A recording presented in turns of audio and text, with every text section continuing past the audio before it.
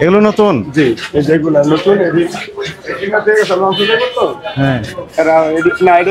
কোথাকার আলু এগুলো? রংপুর। রংপুর। আমাদের দেশের আলু? আমাদের দেশের আলু। 50 থেকে 47, পরশু দিন আগের দিন আমরা 47 দিচ্ছি। 45 47 একেবারে মানে কমে গেছে 80 85 বেচা। হ্যাঁ, এরপরে এরপর দিল 70, এরপরে 60, তারপর আবার এই 55 50 45। এটা যদি না বেশি তাহলে আবার সমস্যা হয়ে যায়, নষ্ট হয়ে যায়। হ্যাঁ, নষ্ট হয়ে যাবে। এই জন্য ওই যে বেচে আগে মানে বেচে উঠতে জায়গা পাইকার আসে। তাহলে এই যে নতুন আলু খেতে টেস্টি বেশি না পুরাতনটা? খাওয়ার টেস্ট হইলো পুরানোই, কিন্তু এর নতুন হিসাবে যেমন সবাই একটু আগ্রহ করে যে নতুনটা নিয়ে বেশি, আর এখন নতুন চলে বেশি। নতুনটা চলছে। পুরাতন দাম কমিয়ে দেন তাহলে 45। অনেক কমে যাবো, আরো কমে যাবো। 45 করে বিক্রি করে দেন।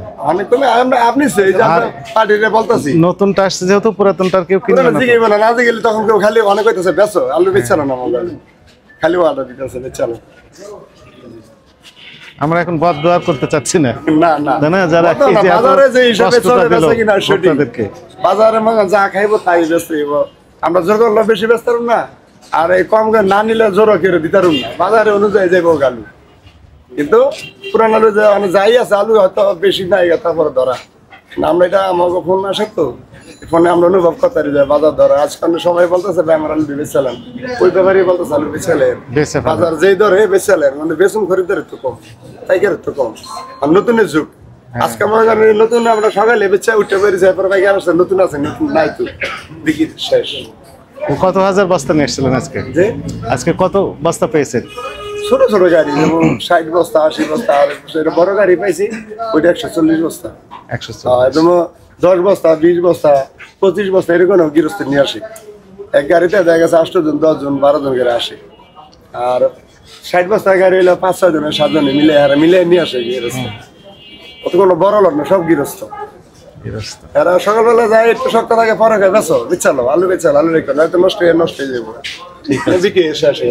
তাহলে আলু নিয়ে আপাতত এখন তারা টেনশন নেই, কোনো সমস্যা নাই, অনেক বাজার কমের দিকে থাকবে, আর পারবে না এখন বাড়ার আর নাই, খালি কমতির দিকে। নতুন আলু জীবন আমরা বেশি বেশি পরে কমে যায়, আমরা তো এই 6 টাকা 8 টাকা 10 টাকা বেশি সময়। ঠিক আছে, দিন দিন রেট কমে যাবে অনেক। এই রিজেক্ট তো নতুন আলু কই? নতুন আলু তো লেখেনি। নতুন আলু সারা ওটার নাম, এটা তো রেট শেষ করতে পারি না, কোনটা কত দিব। নতুন আলু রেট দেয় না, লেখা মানে আছে। ঠিক আছে, 40 38 35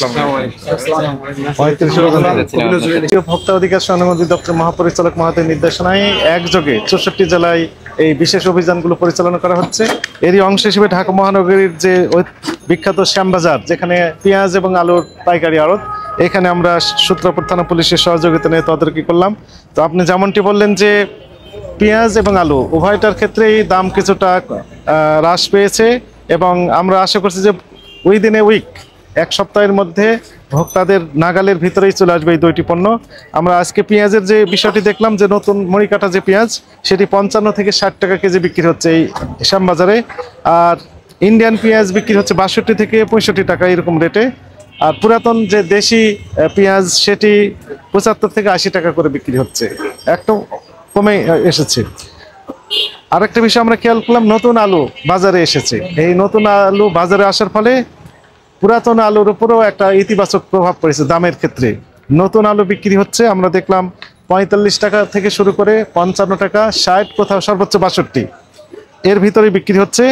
আর এই কারণে মূলত পুরাতন যে আলু, সেই পুরাতন আলু ক্রেতার সংখ্যা খুবই কম, সবাই নতুন আলুর দিকেই ঝুঁকেছে।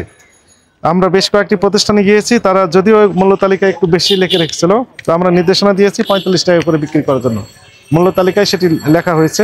আমরা ব্যবসায়ীদের সাথে কথা বলে যে বিষয়টা নিশ্চিত হলাম যে এই সপ্তাহের মধ্যে আশা করা যাচ্ছে যে আলুর দামটাও অনেকটা নাগালের ভিতরে আসবে। একজন চোখ বললেন যে 30-35-এও চলে আসতে পারে, এটি অনেকটা ইতিবাচক।